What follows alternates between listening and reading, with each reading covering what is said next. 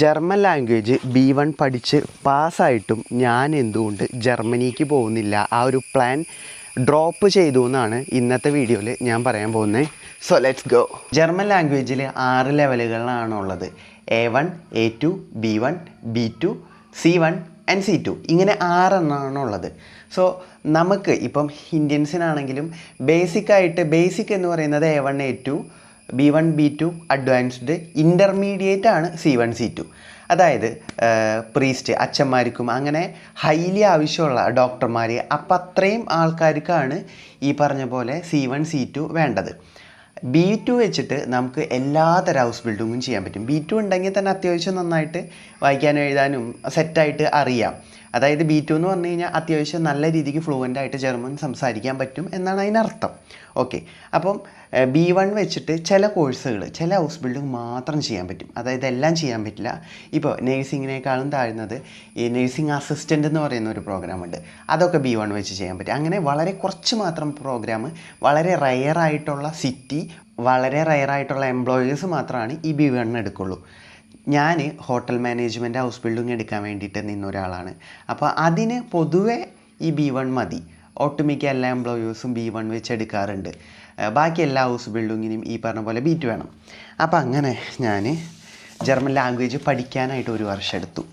അതിനുശേഷം ഇതുപോലെ 4 ലാംഗ്വേജിൻ്റെ സർട്ടിഫിക്കറ്റുകൾ പാസ്സാവാനായിട്ട് ഓൾമോസ്റ്റ് ഒരു 1 ഇയർ എടുത്തു. അപ്പോൾ തന്നെ എൻ്റെ ഒരു 2 വർഷം പോയി. ഇനി ഞാൻ ഇത്രയും സർട്ടിഫിക്കറ്റുകൾ കിട്ടി. ദെൻ ഇനി നമുക്ക് പ്രോസസ്സിങ്ങിന് നല്ലൊരു ഏജൻസി തപ്പണം. ആദ്യം ഞാൻ എനിക്ക് വളരെ വിശ്വസ്തനായ ഒരാളുടെ കയ്യിൽ കൊണ്ടുകൊടുത്ത സമയത്ത് ആൾ വളരെ പെട്ടെന്ന് തന്നെ എന്നോട് പറഞ്ഞു, എടാ അവിടുന്ന് പ്രോസസ്സിങ് റെഡി ആവില്ല, വേറെ സ്ഥലത്ത് നോക്കണമെങ്കിൽ നോക്കിക്കോളാൻ പറഞ്ഞു. വളരെ പെട്ടെന്ന് പറഞ്ഞതുകൊണ്ട് തന്നെ അധികം വെയിറ്റിംഗ് ഇല്ലാതെ ഞാൻ നേരെ അവിടുന്ന് ഫയലും വാങ്ങിയിട്ട് വേറൊരു സ്ഥലത്ത് കൊണ്ടുകൊടുത്തു. അതാണ് GSH ഗ്ലോബൽ. അങ്ങനെ GSH ഗ്ലോബലിൽ കൊടുത്ത സമയത്ത് അതിനു മുമ്പ് ഞാൻ പഠിച്ചൊരു ഇൻസ്റ്റിറ്റ്യൂട്ട് ഉണ്ട്. അവിടെ കൊടുക്കാൻ നേരത്ത് ഞാൻ ചോദിച്ചപ്പോൾ അവിടെ ഇൻ്റർവ്യൂ കറൻ്റ്ലി അവൈലബിൾ അല്ല എന്നാണ് പറഞ്ഞത്. അതായത് ഇനി വരാൻ പോകുന്ന ഇൻടേക്കിന് ഇൻ്റർവ്യൂ അവൈലബിൾ അല്ല എന്ന് പറഞ്ഞപ്പോൾ സ്വാഭാവികമായിട്ടും വീണ്ടും 1 വർഷം പോവും. അപ്പോൾ അതില്ലാണ്ടിരിക്കാൻ വേണ്ടിയിട്ട് ഇപ്പോൾ വരുന്ന ഇൻടേക്കിൽ ഇൻ്റർവ്യൂ ഉള്ള സ്ഥലത്ത് അന്വേഷിച്ചു. അങ്ങനെയാണ് ഞാൻ GSH ഗ്ലോബൽ എന്ന് പറയുന്ന ഒരു ഏജൻസിയിലെത്തിയിട്ട്, വൈറ്റില വെണ്ണലയിലാണ് ആ ഒരു ഏജൻസിയുടെ ലൊക്കേഷൻ വരുന്നത്. അങ്ങനെ ഞാൻ അവിടെ ആദ്യം എൻ്റെ ഫയൽ കൊടുത്തതിന് ശേഷം ഒരു 3-4 മാസം കഴിഞ്ഞപ്പോൾ അവരൊരു ഇൻ്റർവ്യൂ തന്നു. ഇൻ്റർവ്യൂ പാസ്സായി എന്ന് പറഞ്ഞു. അതിനുശേഷം ഒരു വിവരമില്ല, ഒരു ഇൻ്റർവ്യൂവും കൂടെ ഉണ്ടാവുമെന്ന് പറഞ്ഞു. അപ്പം ആദ്യത്തെ ഇൻ്റർവ്യൂ പാസ്സായി രക്ഷപ്പെട്ടു. എന്നിട്ട് അടുത്തൊരു ഇൻ്റർവ്യൂ പാസ്സാവാൻ വേണ്ടി, അതായത് അതിനുവേണ്ടി പ്രിപ്പയർ ചെയ്യുക, അത് അങ്ങനെ മീൻസ് പാസ്സാവാൻ അതിന് വേണ്ടിയിട്ടുണ്ടല്ലോ. അപ്പോൾ അതുകൊണ്ട് അത് പാസ്സാവുമെന്നും കൂടെ അറിഞ്ഞാൽ മാത്രമാണ് നമുക്ക് കൺഫേം പറയാൻ പറ്റുള്ളൂ. അങ്ങനെ അതിന് വേണ്ടിയിട്ട് ഞാൻ അങ്ങനെ ചോദിക്കുമായിരുന്നു. പക്ഷേ അവരുടെ ഭാഗത്തു നിന്ന് കാര്യമായിട്ടുള്ള അപ്ഡേറ്റ് ഇല്ല. പെട്ടെന്ന് ഒരു ദിവസം അവരിതുപോലൊരു സംഭവം അയച്ചിട്ട് കണ്ടീഷൻ ഓഫർ ലെറ്റർ ആണെന്ന് പറഞ്ഞു. അങ്ങനെ വിഡാക്റ്റ ഷൂളയുടെ ഒരു 4 PDF അയച്ചു തന്നു. ഒറ്റ PDF അയച്ചു തന്നു. അതിന് ശേഷം അവർ നേരെ ഇത് വെച്ചിട്ട് ഇത് സൈൻ ചെയ്ത് അയച്ചു കൊടുക്കാൻ പറഞ്ഞു. അപ്പോൾ സെപ്റ്റംബർ 1 തീയതി, സെപ്റ്റംബർ 9-ാം മാസം 25-ലാണ് നമ്മൾ ഈ ഒരു സംഭവം അങ്ങനെ സൈൻ ചെയ്ത് കൊടുത്തത്. ഈ ഒരു സാധനം കൊടുത്തതിന് ശേഷം ഇവന്മാരുടെ ഭാഗത്തൊന്നും ഒരു അപ്ഡേറ്റും ഇല്ല. അത് കഴിഞ്ഞിട്ട് ഞാൻ ഒരു ദിവസം ഏജൻസി പോയപ്പോൾ അവർ അടച്ചിട്ടേക്കുക. അതിൻ്റെ വീഡിയോ നമ്മൾ മുമ്പ് പോസ്റ്റ് ചെയ്തിട്ടുണ്ട്.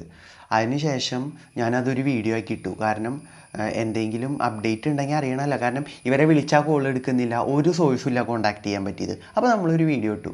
അങ്ങനെ ആ വീഡിയോ എങ്ങനെയോ അവർ കണ്ടപ്പോൾ നമ്മളെ കോൺടാക്ട് ചെയ്ത സമയത്ത് അവർ കാര്യങ്ങളൊക്കെ പറഞ്ഞു. എടാ വേഗം സൊല്യൂഷൻ ഉണ്ടാക്കി തരാമെന്ന് പറഞ്ഞു.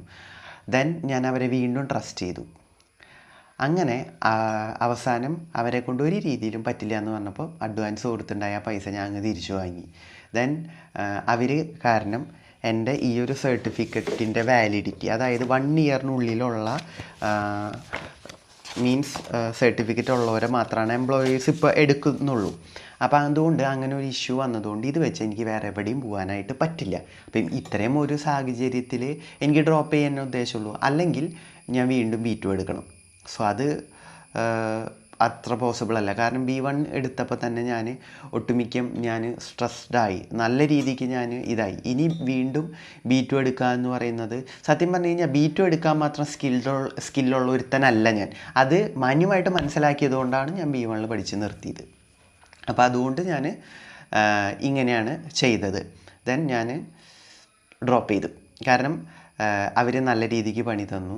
അപ്പോൾ അവർ എൻ്റെ കയ്യിൽ നിന്ന് മേടിച്ച പൈസ എനിക്ക് തിരിച്ച് തന്നപ്പോൾ അവരുടെ ഉത്തരവാദിത്തം തീർന്നു എന്നാണ് വിചാരിച്ചത്. പക്ഷേ ഞാൻ എൻ്റെ 1.5 വർഷം ചിലവാക്കി എക്സാമുകൾ എഴുതി കളഞ്ഞ പൈസ, ലാംഗ്വേജ് പഠിച്ച പൈസ, ഇതൊക്കെ അവന്മാരാണ് ഈ പറഞ്ഞ പോലെ കളഞ്ഞു തന്നത്. സോ ഇത്തരം ഇഷ്യൂസ് ഉണ്ടായതുകൊണ്ടാണ് ഞാനിത് ഡ്രോപ്പ് ചെയ്തത്. കറൻ്റ്ലി എൻ്റെ പാഷനെ ഫോളോ ചെയ്ത് ഞാനൊരു കണ്ടൻറ് ക്രിയേറ്ററായി, ഒരു പ്രൊഫഷണൽ കണ്ടൻറ് ക്രിയേറ്ററായി വരുന്നു. സോ ഐ തിങ്ക് ഇത് എൻ്റെ പ്രൊഫഷനായി എത്തുന്നു. ദെൻ ജർമ്മനി ഞാൻ സ്വപ്നം കണ്ടിട്ടുണ്ടെങ്കിൽ വൺസ് ഞാൻ അവിടെ പോയിരിക്കും. ദെൻ ഞാൻ ഹൗസ് ബിൽഡിങ് ചെയ്യാനാണ് ആഗ്രഹിച്ചത് എങ്കിലും വൺസ് ഞാൻ എന്തായാലും പോവും. അതിപ്പോൾ എങ്ങനെയെങ്കിലൊക്കെ പോവും. ദെൻ നല്ല ജെന്യുവൻ ആയിട്ടുള്ള ഏജൻസി ഒരുപാട് പേര് എന്നോട് ചോദിക്കുന്നുണ്ട്. ഒരു പക്ഷേ എനിക്ക് നിങ്ങൾക്ക് വേണ്ടിയിട്ട് നല്ലൊരു ഏജൻസി സജസ്റ്റ് ചെയ്യാൻ പറ്റും. പക്ഷെ ഇപ്പം അതിൻ്റെ ഒരു അപ്ഡേറ്റും ഇല്ല.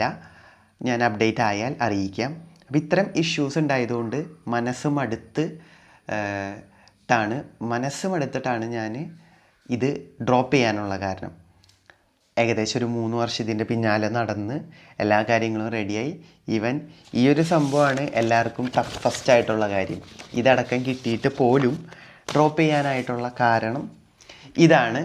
സോ നല്ല സങ്കടമുണ്ട്, കുറച്ചൊന്നല്ല, നല്ല സങ്കടമുണ്ട്. പക്ഷേ ഇതൊക്കെ ഉണ്ടായിട്ട് ഓൾമോസ്റ്റ് ഒരു 3-4 മാസം കഴിഞ്ഞതുകൊണ്ട് നമ്മൾ ഇതിൽ നിന്ന് റിക്കവറായി. അപ്പോൾ അതുകൊണ്ടാണ് അത്ര കാലം നമ്മുടെ പേജിലൊന്നും വീഡിയോസ് ഇടാണ്ടിരുന്നത്. ഞാനൊരു ലൈഫ് സ്റ്റൈൽ ക്രിയേറ്ററാണ്. ഇതുകൊണ്ടൊന്നും ഞാൻ തോറ്റുപോവില്ല, വിട്ടുകൊടുക്കില്ല. നമ്മൾ ആ ഒരു ഓപ്ഷനേക്കാൾ നല്ലൊരു കരിയർ ഞാൻ നാട്ടിൽ ബിൽഡ് ചെയ്തെടുക്കും. സ്റ്റിൽ സോഷ്യൽ മീഡിയ കോണ്ടൻറ് ക്രിയേഷൻ്റെ ഒരു വ്യാപ്തി ഞാൻ ശരിക്കും മനസ്സിലാക്കിക്കൊണ്ടിരിക്കുകയാണ്. അപ്പം എനിക്കറിയാം എനിക്ക് നല്ല രീതിയിൽ ബിൽഡ് ചെയ്തെടുക്കാൻ പറ്റും. അവിടെ എനിക്ക് എത്ര രീതിയിലുള്ള റവന്യൂ കിട്ടുന്നുണ്ടോ സ്റ്റിൽ ആ ഒരു സെയിം എമൗണ്ട് എനിക്ക് ഇവിടെ നിന്നും ബിൽഡ് ചെയ്തെടുക്കാൻ പറ്റും എന്നുള്ള ഒരു കോൺഫിഡൻസ് ആയപ്പോഴാണ് ഞാൻ ഇതിലോട്ട് വീണ്ടും വന്നത്. So this is my passion.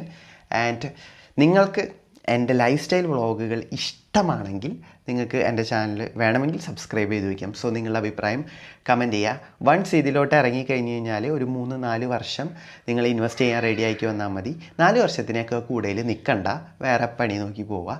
പക്ഷേ 4 വർഷം ഒരു 2-2.5-3 വർഷം ഡെഡിക്കേറ്റഡായി നിന്ന് കഴിഞ്ഞാൽ ആർക്കും പോകാൻ പറ്റും. 2 വർഷം മിനിമമാണ്, അതിൽ കുറയുന്നൊരു പരിപാടിയില്ല. So guys, B1 2 module, B2 2 മൊഡ്യൂളൊക്കെ വെച്ച് കൊണ്ടുപോകാമെന്ന് പറയുന്ന കുറേ ടീമുണ്ട്. 95% ഇവന്മാർക്കൊന്നും കൊണ്ടുപോകാൻ പറ്റിയിട്ടില്ല. പിന്നെ ലാംഗ്വേജ് പാസ്സാവാത്ത ആൾക്കാരും പോയിട്ടുണ്ട്. റയർ കേസുകൾ, നമ്മുടെ ലക്ക് പോലെ ഇരിക്കും. സ്റ്റിൽ കണ്ടിന്യൂ ചെയ്യുക. So thank you so much for watching. By.